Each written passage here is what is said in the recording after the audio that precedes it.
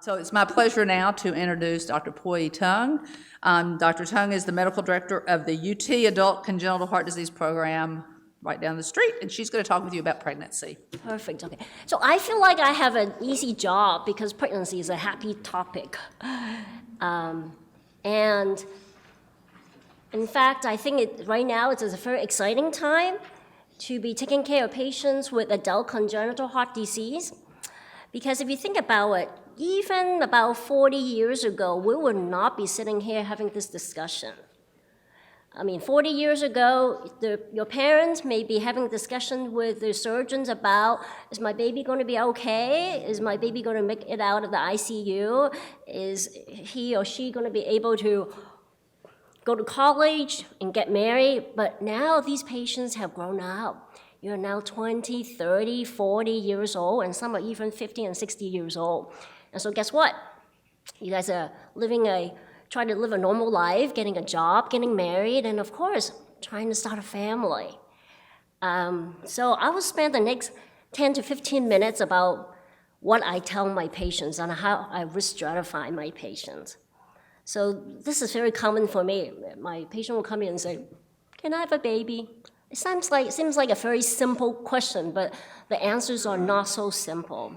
So there are about 100 things going through my mind right now. I look at the patient and say, what are all the cardiac risks? So as you know, this is a very heterogeneous group of patients. No patient has the exact anatomy, physiology, or the functional state.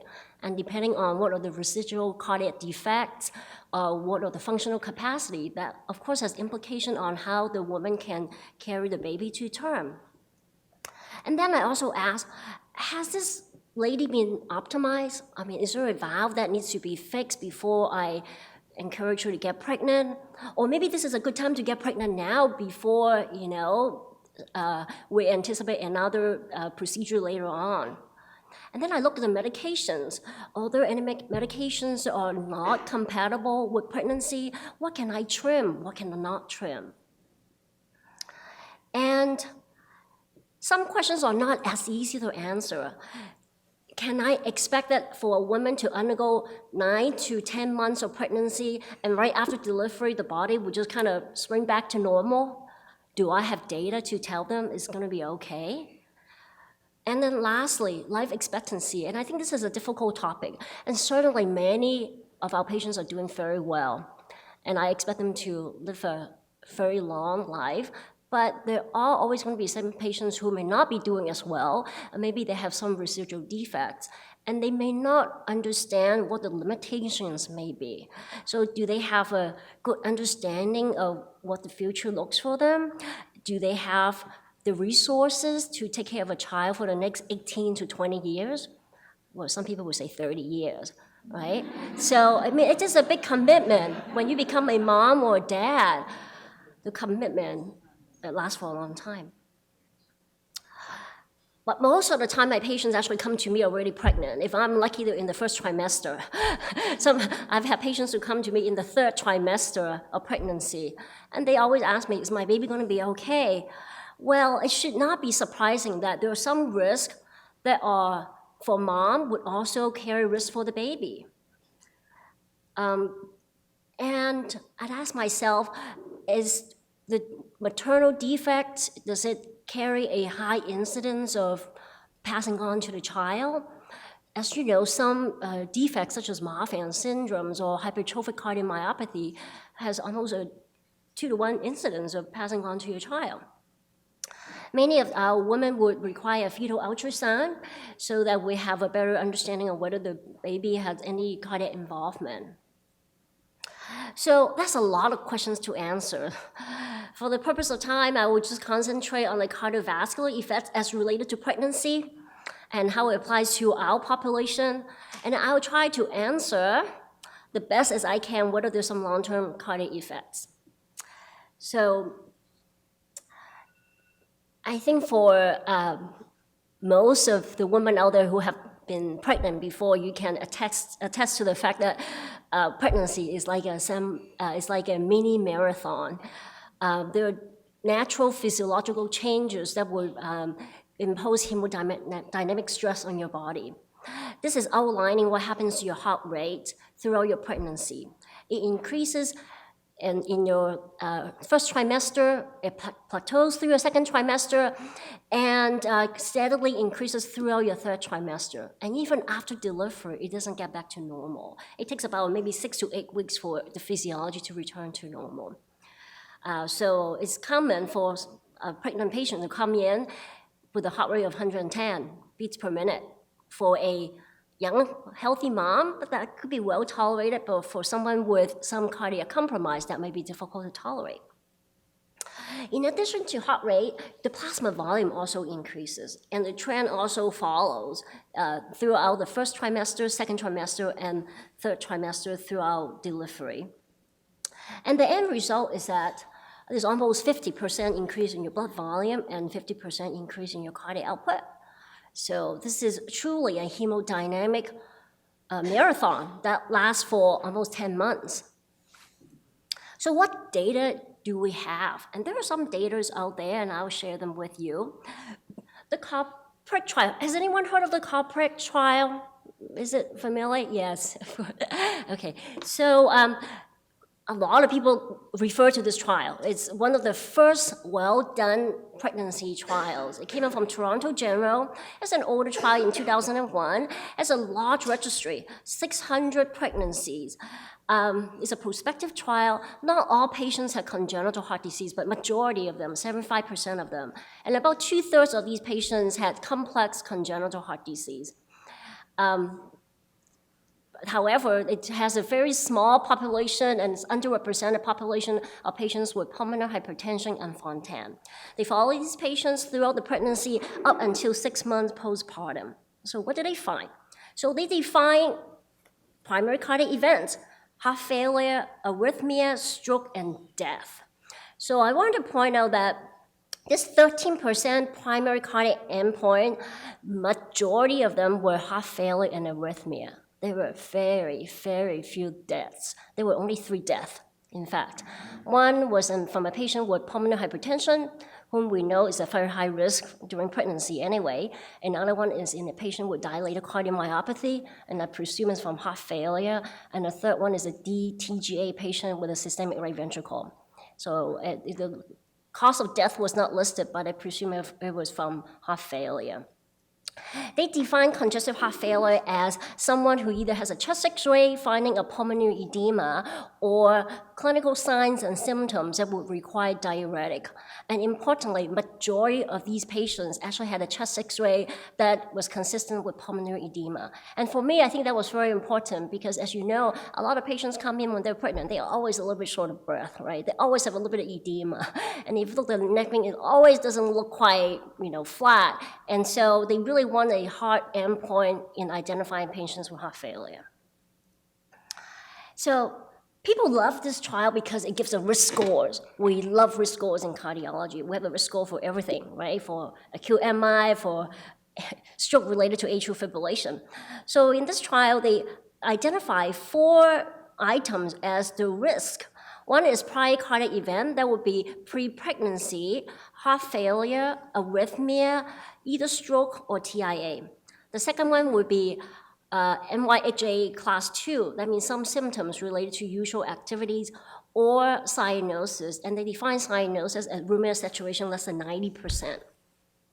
The third one is left heart obstruction, and the definition of left heart obstruction was an aortic valve area less than 1.5 centimeter and a mitral valve area less than 2.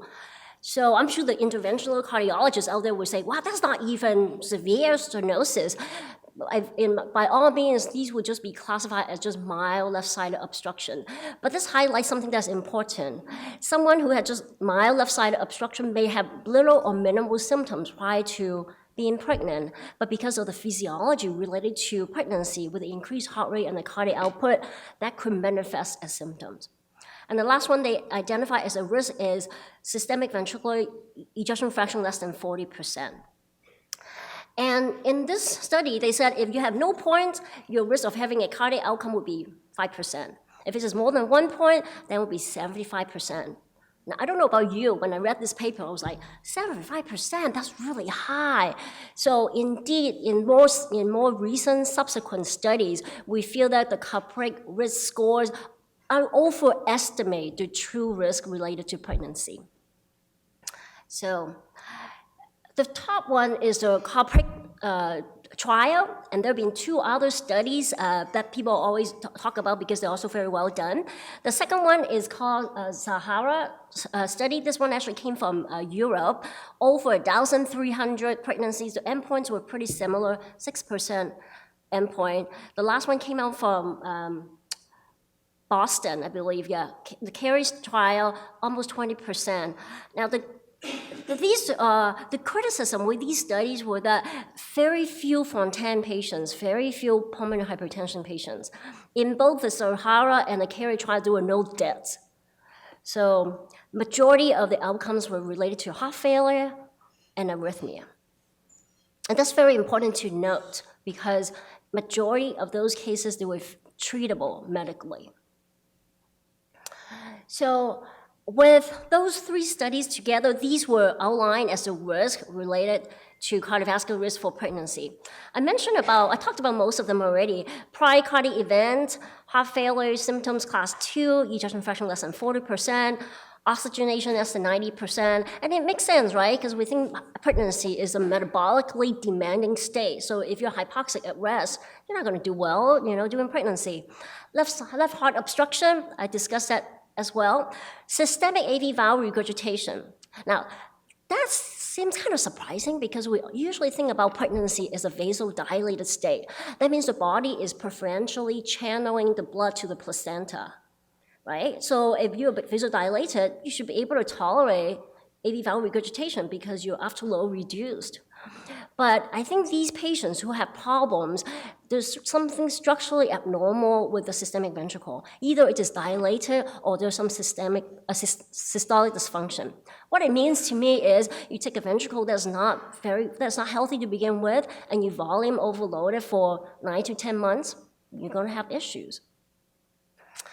The next risk is severe pulmonic regurgitation or subpulmonic dysfunction. This mostly applies to patients with tetralogy of Fallot who have wide open pulmonary regurgitation. So they may have a pre-existing right ventricle that's already dilated or dysfunctional.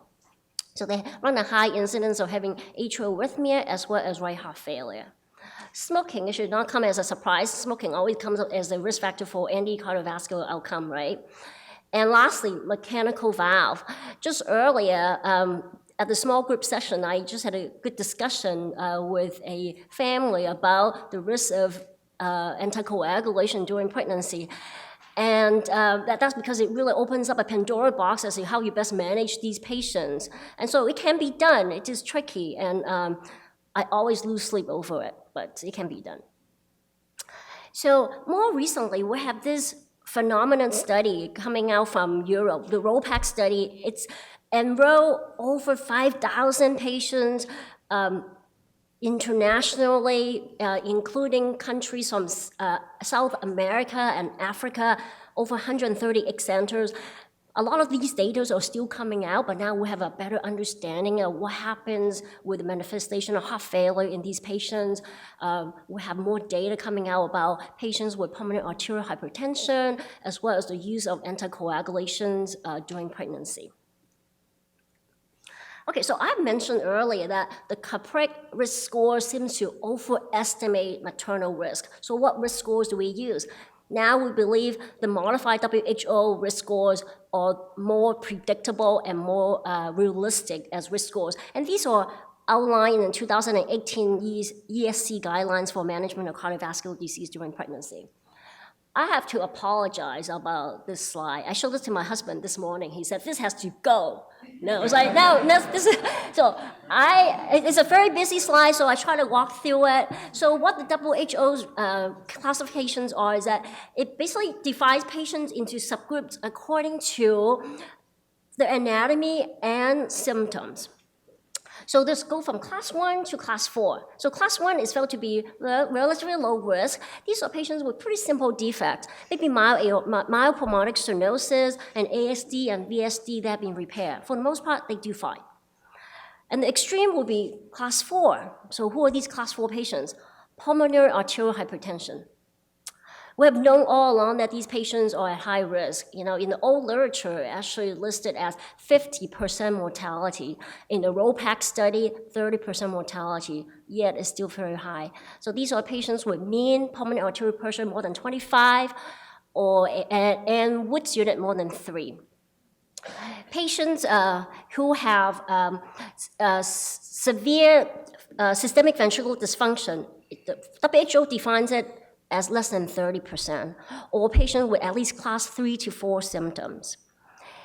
Patients with severe left-sided obstruction, severe mitral and aortic stenosis, particularly if they're symptomatic to begin with, systemic right ventricle with at least moderate systolic dysfunction, and anyone we consider to have somewhat of an unstable aorta. That would be patients with Marfan's, Turner's, bicuspid valve when the aortic root meets a certain threshold. And definitely anyone with vascular allosternos, because those are patients of very high risk for dissection. Anyone with coarctation or recoarctation that has not been repaired, and Fontan with complications. So the complications they list off for the Fontan with complications would be anyone with significant cyanosis, ventricular dysfunction, at least moderate AV valve regurgitation, significant arrhythmia, and protein-losing enteropathy. Now, a Fontan, otherwise well-functioning Fontan actually falls in the class 3 to 4, not class 4. So the risks they list were, for the class 4 risk, it was extremely high, 40 to 100%. In fact, according to this guideline, if someone falls in the class 4 category, pregnancy is contraindicated, and we as cardiologists should have a good discussion with them. And if they're pregnant, at least according to guidelines, one would consider termination. So you would ask, okay, well, other than all these risk scores, what else can I do to risk stratify patients? I'm sure all of you have read this 2018 guidelines for management of ACHD patients. There's one line, one sentence in it. Class 2 indication, exercise stress testing for risk assessment. So let me kind of tell you where this comes from. Basically came from 2 studies, both very small, on the order of less than 100 patients. The top one is a Japanese study when they took about 30 patients with congenital heart disease, but no Fontan patients, and they did a cardiopulmonary stress testing on them and see how they did. And they find that, and also they follow them throughout the pregnancy and look at the cardiovascular outcome. They found that patients who were able to mount a faster heart rate and obtain a higher VO2 max seemed to do better. The second study was actually kind of pretty similar too, but this one came out from Boston. And they find that patients who were able to mount a higher heart rate, the chronotropic index, seem to do better. So what it tells me is that, well, if you're able to exercise more on the treadmill before pregnancy, it portends a good prognosis, right? Well, I don't think it's that simple because you can see the 2 physiologic states are not identical. In one case during pregnancy, it is a mini marathon that goes on for 10 months. In another case, you put someone on the treadmill or the bike for 10 to 15 minutes. So I don't think they are exactly equal. But at least this is some way, some attempt at risk stratification. So lastly, and I don't have the answer to this, can we tell our patients that after they deliver the baby, it's all hunky-dory, we're back to normal, business as usual?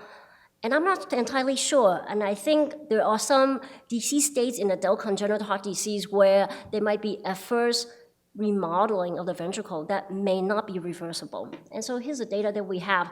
So there's a group in England that looked at many different cohort of congenital heart disease patients. They followed them throughout pregnancy as well as almost 1.5 years post-pregnancy. And they kind of measured various variables, including how much they could exercise, how they feel, the size of the left ventricle, the size of the right ventricle, and the ejection fraction.